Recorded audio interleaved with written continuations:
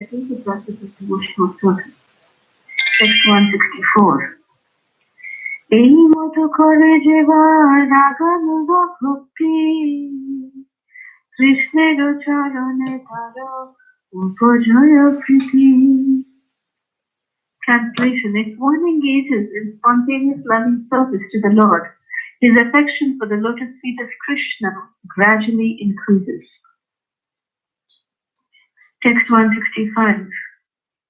In the seed of affection there is attachment which goes by two names, Rati and Bhava. The Supreme Personality of Godhead comes under the control of such attachment. Text 166. That by which one can attain loving service to the Lord, I have described in detail as the execution of devotional service, called as Abhijeya. Text 167. My dear Sanatan, I have briefly described the process of devotional service in practice, which is the means for obtaining love of Krishna. It cannot be described broadly. Text 168. Whoever hears this description of the process of devotional service, of the process of practical devotional service, very soon attains shelter at the lotus feet of Krishna in love and affection. Text 169.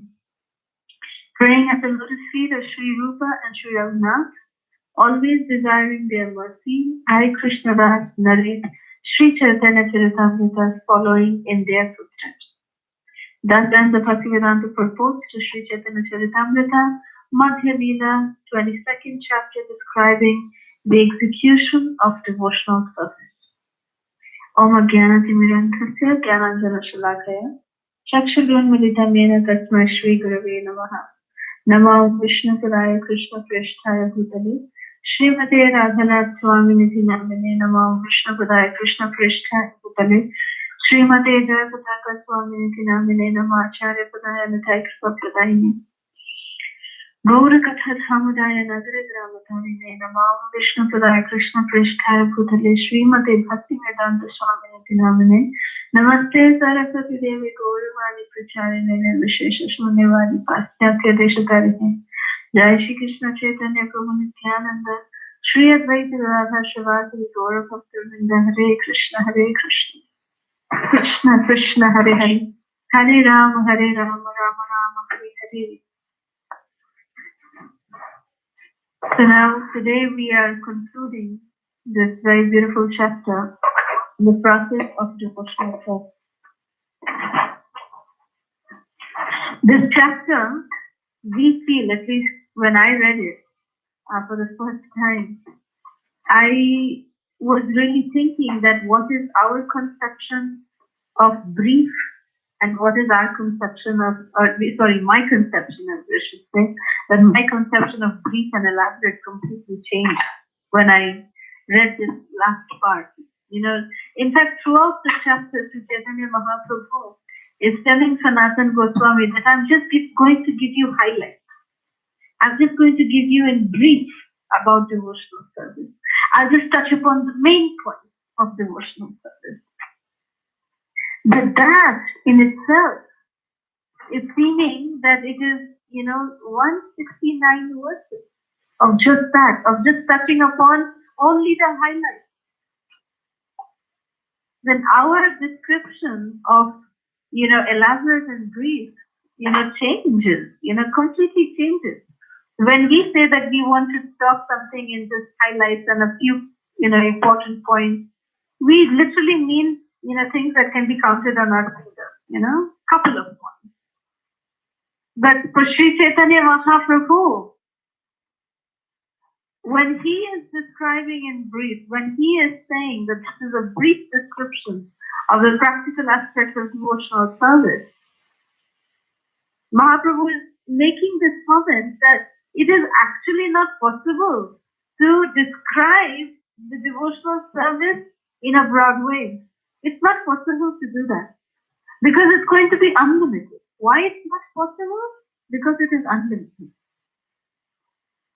So the only thing that is possible is to give certain highlights. And this is the description of being highlights. These are highlights of devotional service.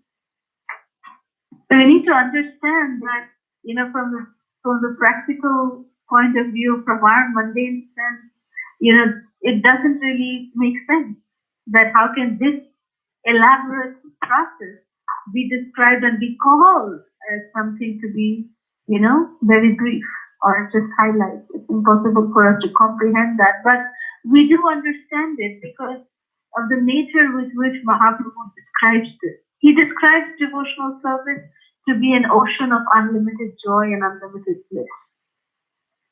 So just by that, it is, imperative for us to understand that an ocean of joy, an ocean of bliss, cannot be described in a broad sense because it is never ending.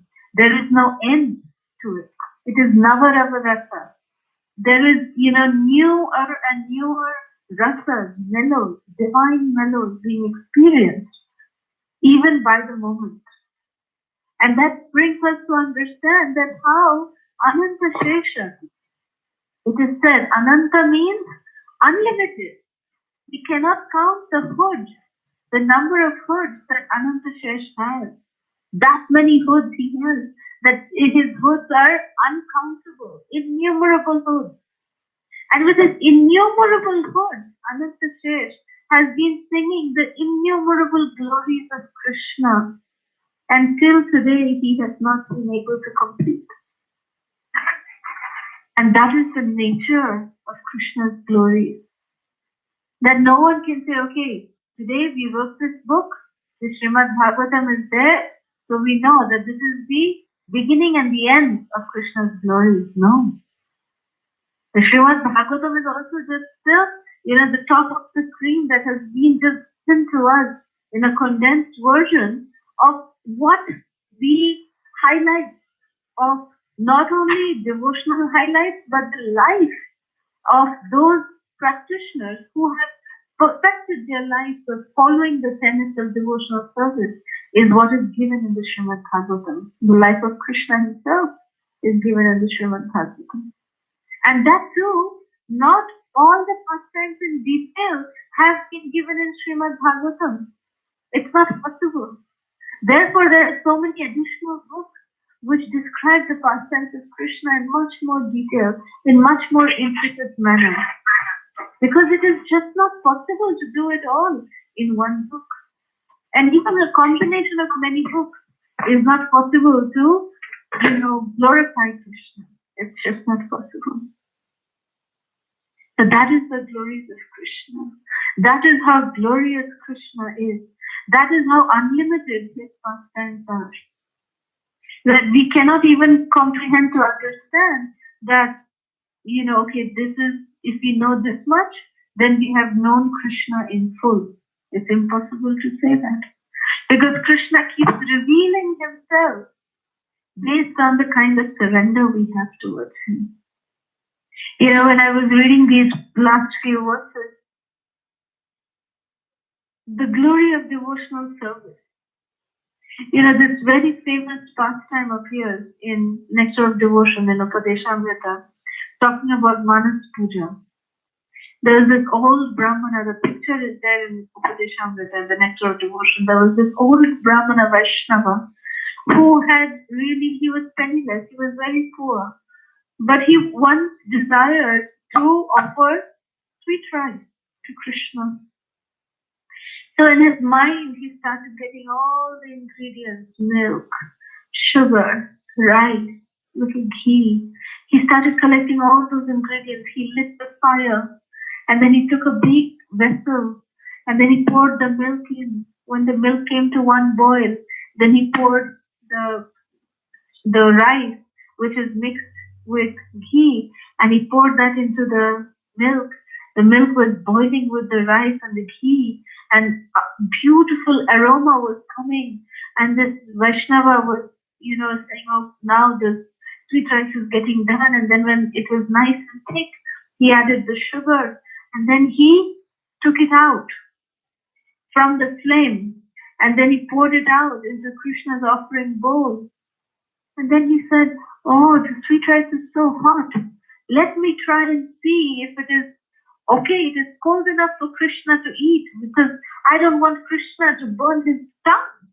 If the sweet rice is too hot, it's very difficult to eat like that. So then the Brahmana, with his eyes closed in meditation, this entire process was with his eyes closed in meditation. And he was just doing this Manas Puja. And with the finger of his mind, he actually touched the sweet rice. He inserted his finger into the sweet rice to check whether it was, cool enough. But he literally burnt his finger. He actually burnt his finger. But that is the potency of the power and the intensity with which he was rendering Manas Puja. It was as good as real. It was a reality. He literally burnt his finger. But it was all of his imagination. In his mind, he was offering all of the services to Krishna. So we can understand that Krishna, he is actually not really seeing how much we are, elaborate puja we are doing, or, but then if our mind is not fixed in Krishna's lotus feet, and if it is wandering around here and there, then that kind of service will take us a lot of time to perfect. And for us to even reach Krishna, for us to be able to have loving reciprocation with Krishna, will take some time. But whenever we do some service, whether it be, like up on the altar doing aarti to the Supreme Personality of Godhead, or cleaning the temple floor, either of those services, if we do it with a mood that Krishna is seeing the desire, the intent with which I am doing this service. Oh Krishna, I am doing this service to please you. So please accept it. If that is the mood with which we are rendering our devotional service, then whatever service we may be rendering, that service will touch the heart of Krishna, and we will get the reciprocation of his blessing. There is no doubt about it. But if we are, if we think that Manas Puja, okay, I have the facility to do a lot of elaborate puja, but just because I'm lazy, that's why I choose to do Manas Puja, then, who are we going to cheat? We cannot cheat Krishna. Well, Krishna says in the Bhagavad Gita that of all cheats, I am the supreme cheater. That if anyone wants to cheat Krishna, then Krishna, the way he will cheat us, he will not even realize it. And it will hit us so hard that it will come from a place that we never ever expected. So we cannot cheat Krishna. But if we are in such a situation that we are not able to perform actual devotional service, if we are actually in that situation, then we can seek shelter of rendering Manas Puja. And with all sincerity, with all of our love, we can render the service. So be it Manas Puja, be it actual devotional service, whatever we may be doing, what Krishna is really seeing is the sincerity and the dedication with which we are rendering that particular service. That is the bottom line. That is the most important. That with how see, with how a heart feels Hare Krishna Mataji, your voice is breaking.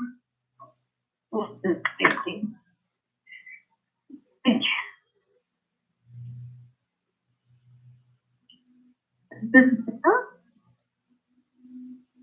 No, Mataji. No?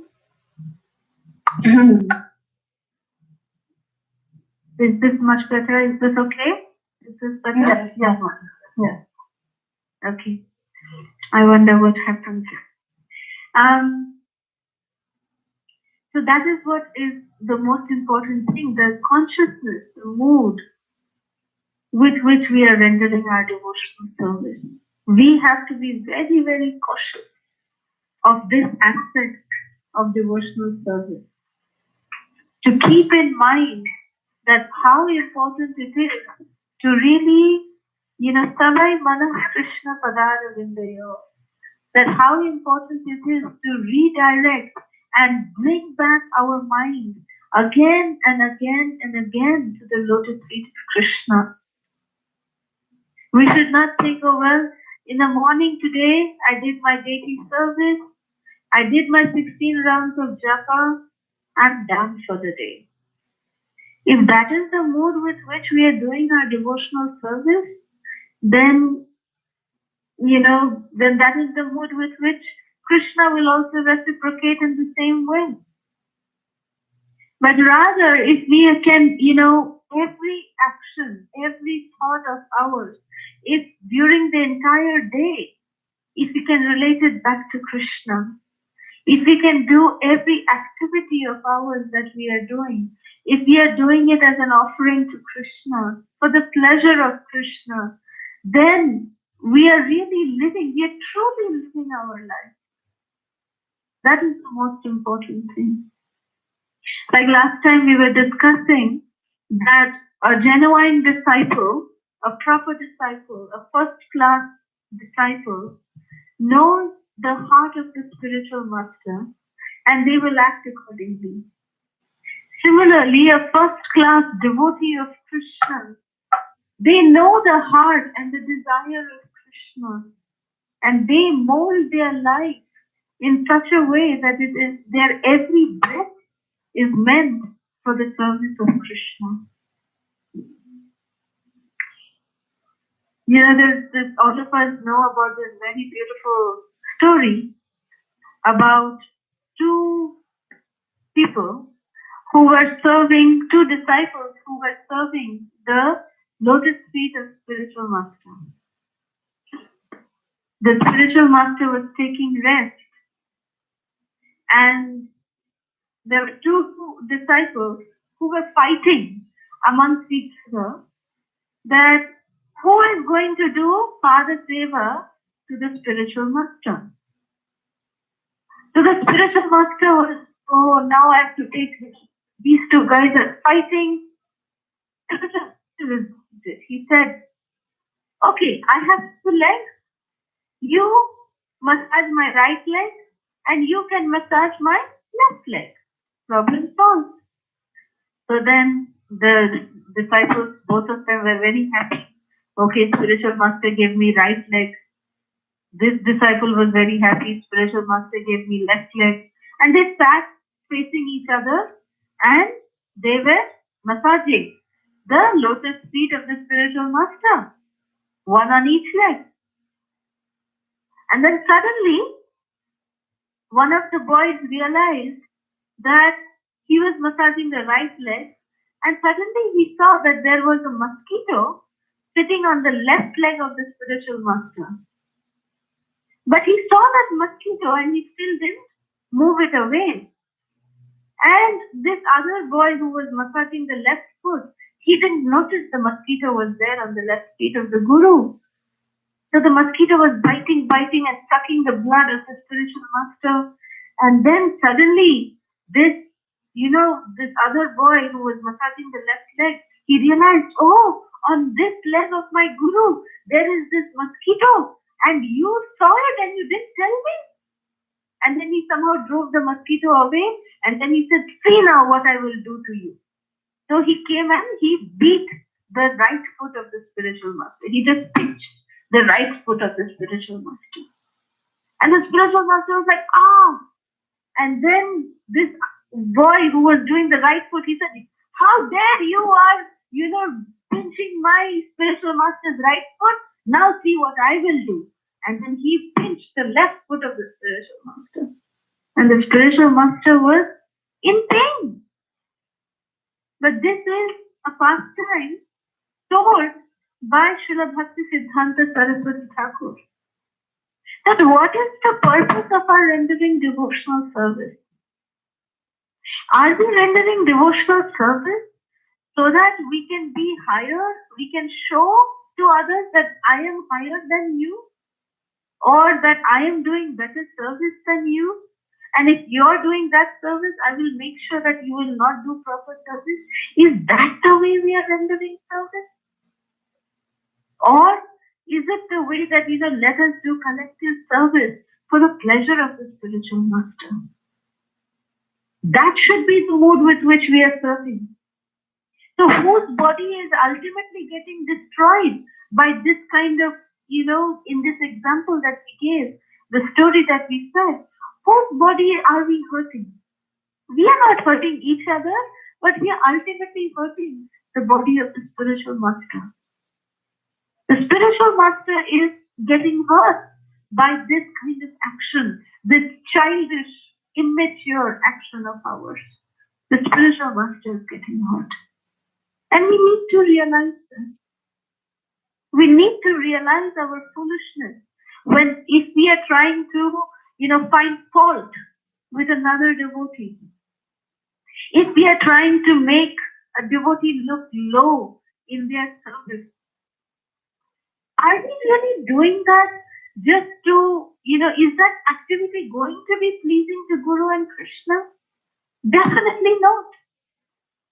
It is a horrible way. If we are trying to put down another person, it is the most degraded way of, trying to, attract the mercy of Krishna. It is the most degraded way. And Krishna will not be able to give his mercy to such, practitioners. He will not be able to give.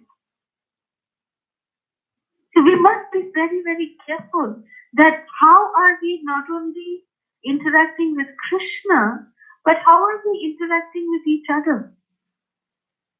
Treating everyone with love and respect, giving all respect to others and expecting none in return. Only then we can really chant the holy names continuously. This is Mahaprabhu's basic teaching. This is his teaching, the Trinadapi Savitena, Tarorapi Savishnuna, Amanina Manadena, Kirtaniya Sadahari. Amanina, that having no expectation at all for receiving, forget love, respect, anything. We don't expect anything. But let us give everything else to others. That is where we can really please Krishna. And we will be able to chant the holy name in that condition only. When we are genuinely trying to develop this kind of attitude, only then we can chant the holy name without stopping.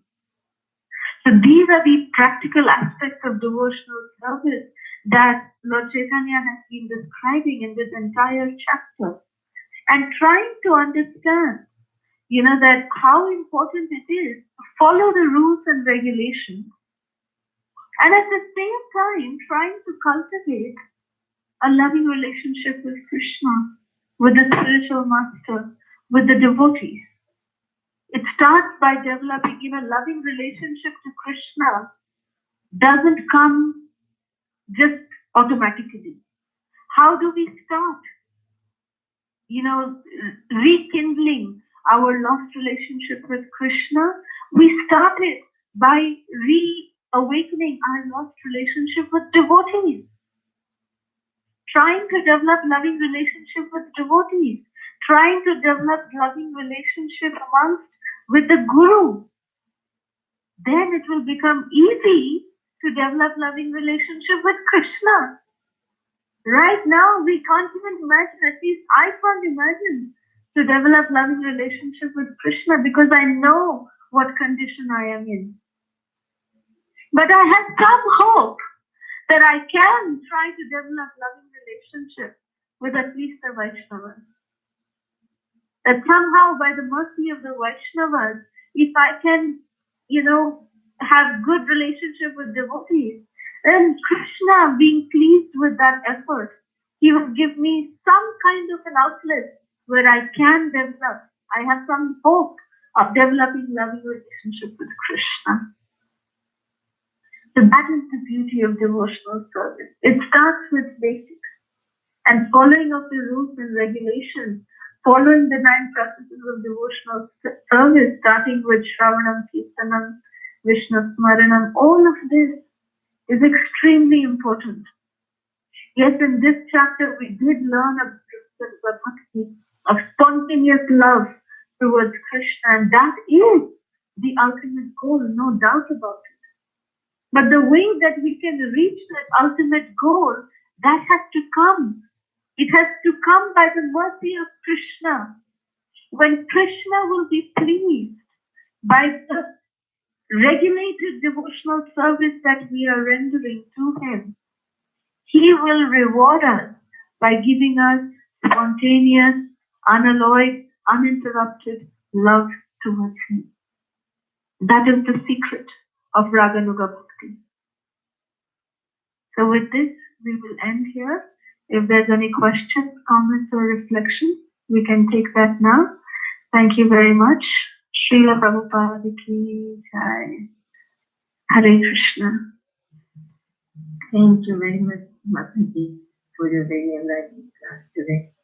And we are very grateful to you. We look forward to your association again in the future. If anybody has any questions, please go ahead.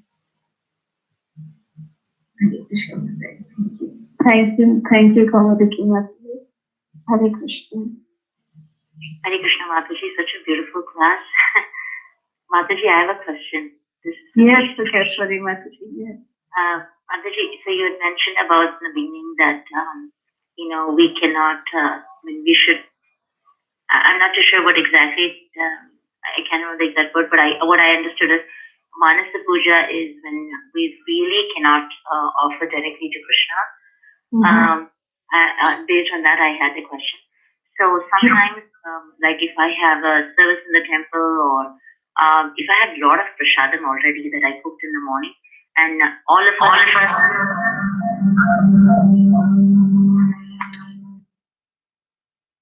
Hare Krishna. Yes. Please continue. All of us. So all of us would already have so much prasadam left in the family, so we don't need more prasadam cooked. So in that sense, if I just make one item for Krishna and I think about offering like 5, 6 items in my mind. So, or if I have come back from the temple and all day we were in the temple, I would just offer in my mind. So I'm just wondering that, of course, my Manasa Puja is a very low level, but is that okay, or should I cook for Krishna?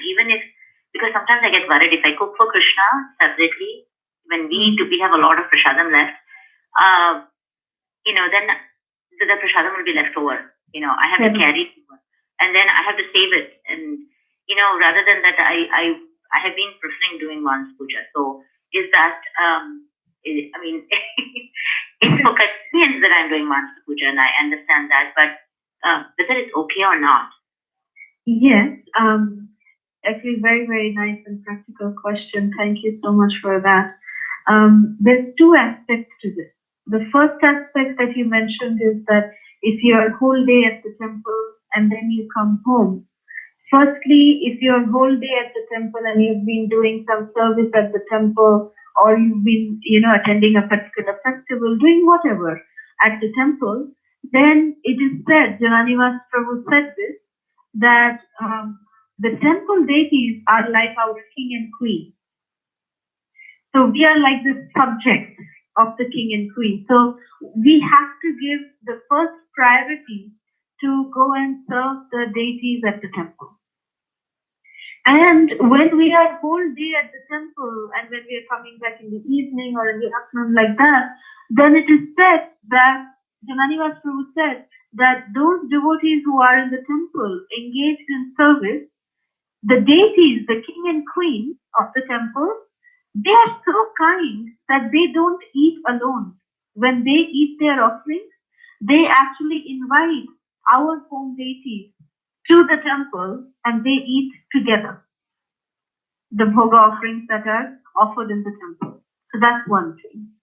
So, because, this question was asked to Jananivas Prabhu, that especially, like if there's any festival, when we are whole day, we may be cooking at the temple for the deities, and, festival day, we get really, really tired. there's a lot of services in the temple that we are doing for the whole day. So when we come home, we get very tired. And to again cook an offering for the deities, it gets too much because we already had our prashadam or we bring back so much prashadam. So what to do in that condition? So Jananiwas Prabhu gave this as the first thing, that you don't have to really cook for the deities because you were really engaged in devotional service at the temple and your deities were fed by the chief queen of the temple. They were invited there. Second aspect is that what I generally do, which Jananiwas Prabhu told that it was perfectly fine to do that, is that, like say for example, on a festival day like Janmashtami, especially, after coming to the center here, what happens is that we have whole day, starting from dressing the deities, then cooking the feast, all of that, entire day is gone. And Janmashtami day, we are not even able to give a decent offering to our home deities. That has been happening. But I just give some fruits and milk sweets. Sweets I make, like for the whole week. Some, sandesh or rasgullas, milk sweets, different kinds of sweets. I always have that in stock. So those sweets I offer and some fruit. So those two things I offer. I don't necessarily cook because I don't have time because I have to go back again to the temple for, the evening celebrations are like that. So I just offer some fruits and milk sweets to the deities. And the rest of it, you can do Manas Puja. No problem with that at all. So this is not, it's not considered to be lazy or it's not considered to be a convenience because it is proper when you are, but at the same time, if you just attend Mangalarti and you're coming back, then you have the whole day to do. But if our body gets really, really tired after doing whole day of service at the temple, and when we come home, we are fatigued, again to cook a small offering and then doing it, it takes a lot of effort, lot of effort. So it's okay to offer fruits and sweets that particular day and doing an extra offering to Krishna the next day. That's perfectly fine. There's nothing wrong with that. Wow. Yeah, thank you, Mataji. I love the point that, the temple deities invite our home deities there. Yeah. Yeah, I always feel like, I didn't offer anything to them and they must be hungry. So I try to make something very little so that I can really consume it, But it happen all the time. So I get, I feel like, oh, they're just sleeping without eating anything much. And then I offer an opulent prasadam in my mind. No, but when you are leaving for the temple, you can also tell your deities that I'm going there, you come with me, and you eat the offerings there with the king and queen. You also tell your deities. So they will also know that they have your permission because Jananiwas Prabhu says that the home deities, they take on the mood of children of the family. So, the king and queen can invite, but if the deities don't have the permission of the parents, they might not want to leave, So just tell the deities in your home that you are going for this service and they should please go to the king and queen and eat along with them. And then when they come back, when you come back in the evening, that you'll give them fruits and you'll give them offerings again the next day, like that. So they know, that's the way to develop the personal relationship with deities. Okay, yeah. But I'm usually not in the service of cooking, Mataji. I might be deity dressing or taking care of the kids. So any service in the temple is okay, right? Absolutely. Any service in the temple is perfectly fine. Even if you are washing the pots all day or, if you're washing the toilets all day at the temple. Yeah. It doesn't matter. Doesn't matter. Thank you so much. Thank you. Hare Krishna.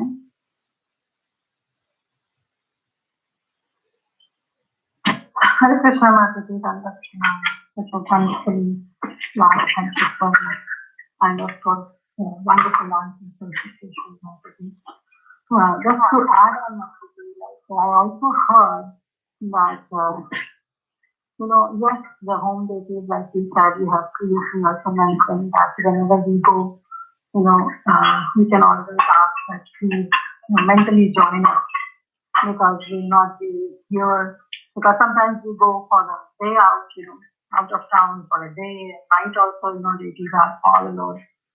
And then you said you can offer some dry fruits, some whole fruits like apple or, you can always, and then you can always say that kitchen is open and physically you say that and you can, and Radharani can serve Krishna. And while mentally, they say that mentally, please join us where I'm going, right? And always take a picture. And also, like, is it okay? Because I heard from somebody that even the rice, small quantity of rice with little bit of ghee, itself is a full meal. Even if, the fridge is full of prasada and we don't want to make, then you can just make, maybe a quarter cup of rice and a little bit of ghee, and that can always be consumed. So is that understanding right? Yeah, that's true. That's true. And when we leave for a day or two, we can always, also keep some dry fruits along with whole fruits. We can do that. And one thing that Shri Jagadaka Maharaj had told me is that, take a picture also and carry that with you. So even when we go out, we at least offer, we at least, are taking some kind of fruit, some things that we take, right? We buy and we eat. So we can offer that to the picture of the deity, of our deities, and we can have that. So that way also our Manas Puja and our Puja is going on, So if we can take the picture of our altar with us, that is also recommended. And offering of whole fruits and offering of dry fruits. You can keep like a big bowl of dry fruits with some water, cover it, and keep it. Yes, that is also definitely allowed. Yeah. Thank you so much, Mataji. Thank you. Hare Krishna. Hare Krishna.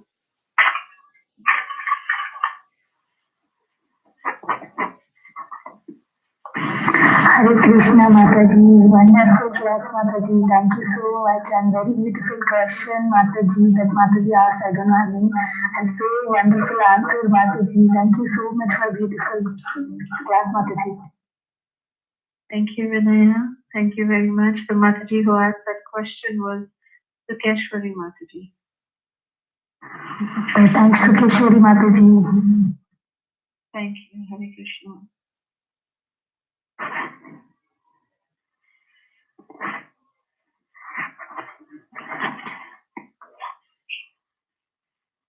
Any more questions? Hare Krishna Mataji, I am Arundhati. Hare Krishna Mataji, I have a question, Mataji. Very beautiful class. I was just, I had this doubt since long back, like how I can do, like especially when we are out of altar and we don't have any help at one to offer, or if there is no one to offer food to deities. I was just thinking what we can do at that time. In that way, is Manas Puja okay, Mataji? And can we feel satisfied by that? Because we always feel guilty. We did not offer anything to Krishna. Yes. So is that okay, Mataji? Yes, absolutely, absolutely. Because when we are off the altar, and if we don't have anyone to do any kind of offering, yes, that is the perfect time to offer Manas Puja. That is perfectly fine to offer Manas Puja. And, even all aartis and everything can be done by Manas Puja. Because we cannot touch the altar nor the paraphernalia of the deities. So, but if our Prabhus have time, then at least they can offer, maybe when they come back from office or when our children come back from school, maybe we can, if they're elder enough, if they're big enough, our children, then, they can just take one fruit and just put it in Krishna's plate. You cannot touch, you cannot even cut the fruit, but the children only can do that, or they can just offer a whole banana to Krishna or a whole apple, they cannot cut, and just, light one agarbatti and do a small aarti to the deities. That is also perfectly fine. But if that is also not possible, then, you can definitely do it by Manas Puja. No problem at all. Okay, and then we can ask forgiveness from Krishna, and then we can offer Manas Puja. We can do like Yes. Can we wash the fruit and give to them to offer it to Krishna? Is it okay? Or they should only wash? They should only wash. Yeah, they should only wash. Even if you have washed, they should wash it again. But anything that you have touched cannot go to the altar. Okay, Mataji, thank you so much. Thank you. Thank you so much. Hare Krishna.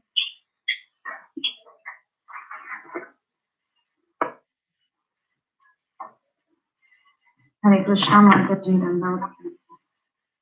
Thank you, Mataji, for another wonderful session, and thanks to all the devotees for the beautiful questions. Thank you, Mataji, for very wonderful answers. Hare Krishna, Mataji. And the rest. Thank you so much for the opportunity. Hare Krishna. Mataji, I have another question. Oh, yes, please. Mataji, I was just thinking that there are situations where somebody, may not be here, but somebody who are close to you in your family might have passed away. So in that situation, they usually say for 10 days we're not supposed to touch the deities or do any stuff. Is that something Shri Prabhupada has mentioned during that time we shouldn't do any worship, or what are the standards in that situation? Okay, the thing, I'll just repeat what Mo has said in this regard. He has said that, yes, if anyone passes away in the family, and if we are initiated devotees, if we are initiated devotees, then we do not, it is not do not. Then it is not necessary for us to follow the karma kanda structure. We don't have to follow that 11 days or 13 days. We don't have to. It's not necessary to. But, say for example, if we are with the family, like if we are in India, and if we have to go to the family, and if we have to, take part in those things, then yes, in terms of, society and everything, then it is good if we can follow those practices. But yes, it is 11 days that it is considered to be inauspicious to do anything. And sometimes devotees also, although it is not necessary, but if it is a very close relative or things like that, then, devotees do this, that they do it as a matter of etiquette, that not going to the temple for 11 days, not doing any deity service. But deity service at home should not be stopped. Or not even for a day? Not even for a day. Should not be stopped. It should not be stopped. And even service to the temple, service going to the temple or service at the temple, depending on whether, like if we are in India, I'm talking about just, like place specific right now. Every situation is different based on time, place, and circumstances. So I'm talking basically based on the place that we are in right now over here. In North America, we are here, our families are back in India. So if there is a death in the family back in India, then it is not necessary for us to stop going to the temple for 11 days or doing any deity service at the temple also for 11 days. It's not necessary for us to stop it. But if we feel that, yeah, no, let me do it, there's nothing wrong if you do it or don't do it. It's not really an obligation that no, you should or you should not. No, nothing like that. Especially only if you are, this comes only if you are initiated. Because you see, the reason given is that as soon as you're initiated, your gotra has changed. You have now become an Achyuta Gotra. So when we are Achyuta Gotra, it's not necessary, we belong to the family of Krishna. So it's not necessary. Again, I'm not saying that it is, please don't see it in another light where we are being insensitive or anything like that. But the thing is that it's not necessary to have the Ashocha, palan to be done. It's not necessary. But if you want to, yes, there's no rule that we should not. No, there's no rule like that. If you want to, we can follow it for 11 days. So if somebody is not initiated yet, Mataji, for them? For them, it's better to follow. They have to follow. Oh, okay. Yes. Like I know recently in our Houston family, we had one devotee who lost her father back in India. She's a Brahmana, but she never stopped any of her services. Because she, she came to know of this principle also, and there is no need. You see, it's just that there is no need. But what happens in India? Again, I'm just getting very specific about the places. You see, what happens in India is that we have many relatives there who are probably are not devotees, and if they see that during these 11 days also we've not stopped doing any, or going to the temple or anything like that, then they will criticize that. So if that is the situation, just for the sake of the norms of the society, then we can take it up to follow that for 11 days. You see that difference? But yes, otherwise, it's not a necessity. Yeah. Yeah, that is Mataji. It's very nice to know that, I get the point that we are Achyuta Gotra, and then so even if physically we are not connected to that soul to be contaminated in one sense. Exactly. Even though bodily we are connected. Yeah, that's the point, that we are in family lineage. Our lineage is changing as soon as we take initiation. Our family lineage has changed. So that is why this is the rule given for initiated devotees. That if we want, we can follow. There's nothing wrong if we follow. That it's not an offense or anything like it. It's okay if you are following. And even if you're not following, it's perfectly fine if you're not following also. Because actually you're not contaminated, so to speak, Unless you really have to go and stay in the family. Yeah. Unless you have to go and stay in the same house where, the death has taken place. If you're going there and if you have to participate in everything over there, in the rituals over there, then yes, you should. Even if you're initiated, you should follow those things. But if you're far away and something has happened back home over there, it's okay. If you're not doing it, it's perfectly fine too. Yeah, thank you so much, Mataji. Very helpful. Thank you. Dandavat Pranam, Srila Prabhupada, Srila Gurudev Ki Jai, Mataji. Can you explain what is Achyuta? You explain Gotra. Gotra is like Achyuta. Gotra, I know, but Achyuta Gotra, please forgive. Okay, Achyuta Gotra means like all of us have different gotras, right? Some of us are Shandilya Gotra, and there's the Vashishta Gotra, all of those different gotras which come down from the sages. And these are all different sages and rishis that we all get our family lineage from. So, but when we take initiation, when we receive initiation from a bona fide spiritual master, we become the Gotra of Krishna, and one of the names of Krishna is Achyuta. Achyuta means one who is infallible, the infallible one, the unconquerable one. That's what Achyuta means. So Achyuta Gotra means Krishna's Gotra. It is one of the names of Krishna. So that is why we are called as Achyuta Gotra, because this is the family lineage of Krishna, who is Achyuta.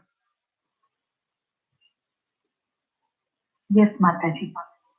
If you have time, sing whatever you want to sing, Mataji. Then the Prabhupada to the Gurudev ki jai. Please continue. Hare Krishna. Thank you. Thank you. Hare Krishna Mataji, I have a question. Mataji, my grandma chant every day 2 rounds. So her relatives have passed. She need to be out of altar for 13 days. She called up me and she asked, "Can I do my chanting, Ma?" She asked me, and then I said, "I never stop my chanting, Krishna, because I eat every day, so I have to chant every day." That's the answer I gave her, Mataji. Did I give can she chant? Is chanting? Yes.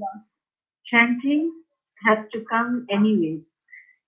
You see, even when there is a death in the family, if you see that actually the family gets together and recites Bhagavad Gita, especially second chapter, they recite that as a ritual. Normal. I'm not talking about devotees, but regular family. Whenever there is a death in the family, they actually sit and recite the second chapter of the Bhagavad Gita every day in the evening. Like a Shanti part, it is called.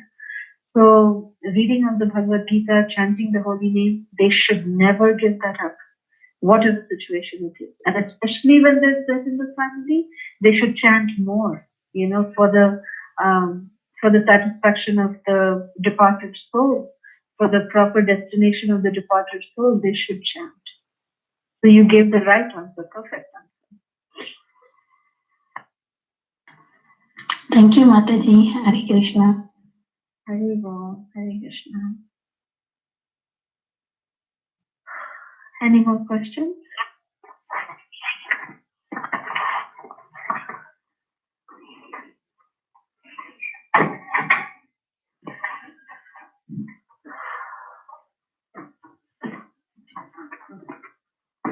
Okay, if there's no more questions, I'll.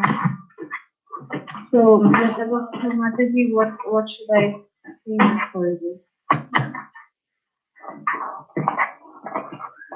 Whatever you want to sing, Mataji. Okay, I will sing my favorite Gopi Gita then.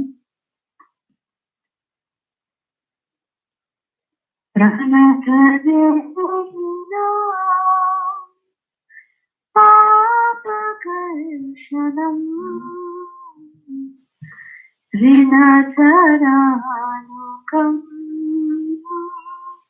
Sriniketanam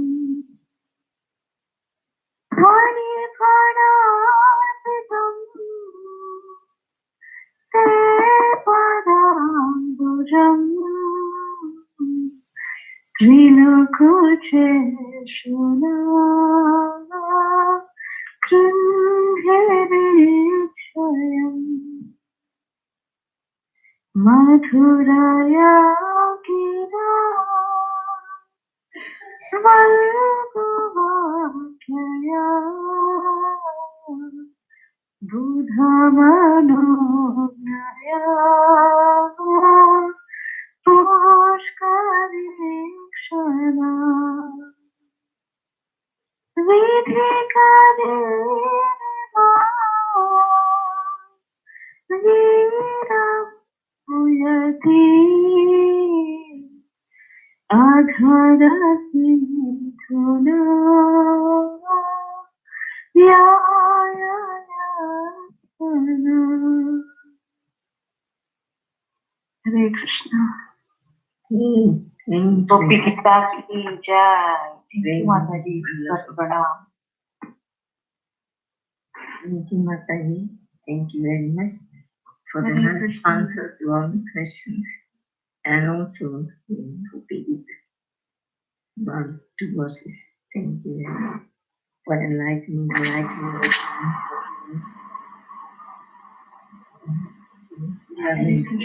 Krishna. Thank